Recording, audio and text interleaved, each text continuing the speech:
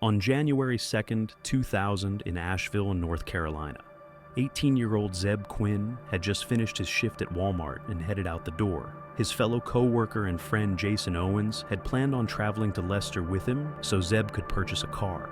Zebb and Quinn met in the parking lot and spoke briefly before they each drove off in different cars, later appearing on a surveillance tape from a convenience store at approximately 9:15 p.m. buying sodas. From this point on, he vanished, and 2 weeks later, his car was found parked in the parking lot of a Little Pig's barbecue restaurant. Inside his car was a puppy and an old hotel room card, as well as a lip-shaped drawing on his back windshield in pink lipstick. Even with a search being launched with posters and news coverage of his case being aired, Zebb Quinn's disappearance remained a mystery for 15 years until 2015, when police interviewed Jason Owens. Jason was initially a suspect due to being the last person to see Zebb on surveillance, but due to lack of evidence, there was not much they could do at the time. Jason was already in prison for the murder of a married couple and their unborn child. Hoping to fetch a deal, he confessed to his role in the murder of his former friend Zebb Quinn. According to Jason, after they left the gas station, Zebb signaled for him to pull over after flashing his headlights. He claimed Zebb told him he got a message on his pager and needed to go to a payphone to return the call. After he returned from making the call, Jason claimed he was frantic, telling him he needed to cancel their plans, and sped off before rear-ending Jason's truck. He later claimed he went to the hospital for fractured ribs and a head injury following a different accident later that day. No accident report was found of this alleged incident. 2 days later, Jason would phone Walmart, posing as Zebb, claiming he could not come in that day because he was sick, but the co-worker did not recognize the voice as Zebb. This call was traced back to a Volvo plant where Jason worked.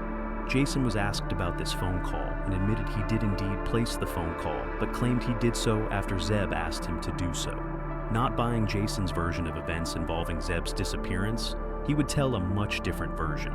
He would now claim his uncle, Walter Gene Owens, had killed Zebb after finding out he was romantically interested in a woman involved with a member of their gang. He alleged the boyfriend hired Walter to kill Zebb and would use the girl in question to lure Zebb to a discreet location in the Pisgah National Forest. Jason claimed Walter would shoot and kill Zebb before dismembering and burning his body into ashes and dumping them in the forest. However, to this day, his remains or any evidence tied to Zebb have never been found. Many don't believe Jason's second version of events as well, and believe he in fact killed Zebb for reasons unknown, and just claimed his uncle committed the murder as a way to try and get a deal worked out, given he's facing a life sentence for the murder of Joseph J.T. Codd and his pregnant wife Christy Shoyne Codd in March of 2015. Both Zebb Quinn and the married couple were killed, dismembered, and set on fire.